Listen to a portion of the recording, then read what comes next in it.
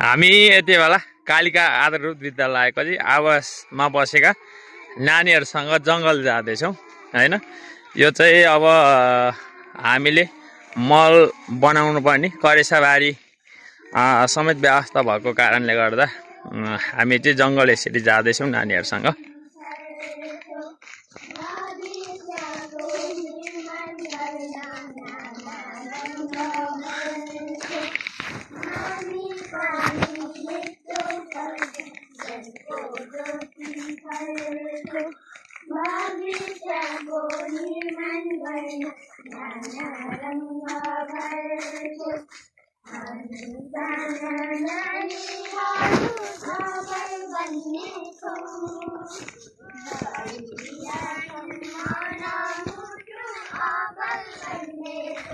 ल नानीहरूसँग हामी यता जङ्गल जाँदैछौँ है पत्करमा। ल अब हामी जङ्गल आइपुग्यौँ होइन नानी हो। ल अब सोर्नु जाउँ उकालो।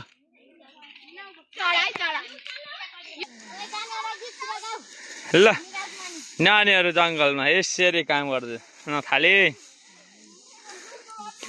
ल अब बिहान बिहान आउनुपर्छ यसरी पत्करमा।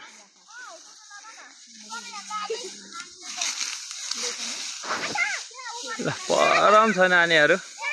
आज चाहिँ गर्ल्सहरूको पालो भएकोले जङ्गल। ल नानीहरूले अब भारी पुऱ्यायो। ल अब दाउराको भारी लाउँदैछन्। त्यो त लामो हुन्छ नि त, त्यसलाई भाँच्ने कि काट्ने। विद्यार्थीहरू ल कहाँबाट फिरेको तपाईँहरू नानी हो। ल पत्करको भारी यसरी पुग्यो। खोला नाला वन जङ्गल धेरै रमाइलो छ गाउँहरू। हजुर हामी चाहिँ कालिका आधारभूत विद्यालयमा आवासमा बस्ने विद्यार्थीहरू। आज चाहिँ हाम्रो गर्ल्सको टर्न थियो, हामी त्यही भएर पत्कर लिन आयौँ। अर्कोचोटि चाहिँ भएको छ।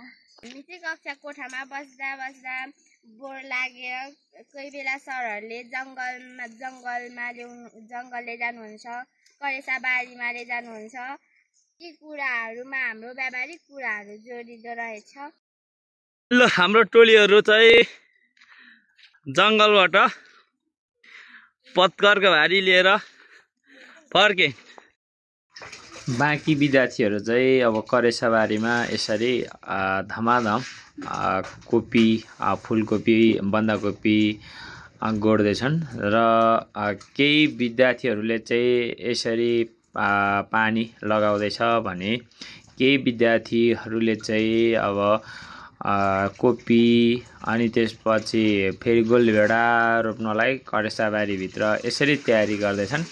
हाम्रो केटाकेटीहरू आवासमा बस्ने विद्यार्थीहरूले यसरी आफ्नो काम र जिम्मेवारी गरिरहेको छ।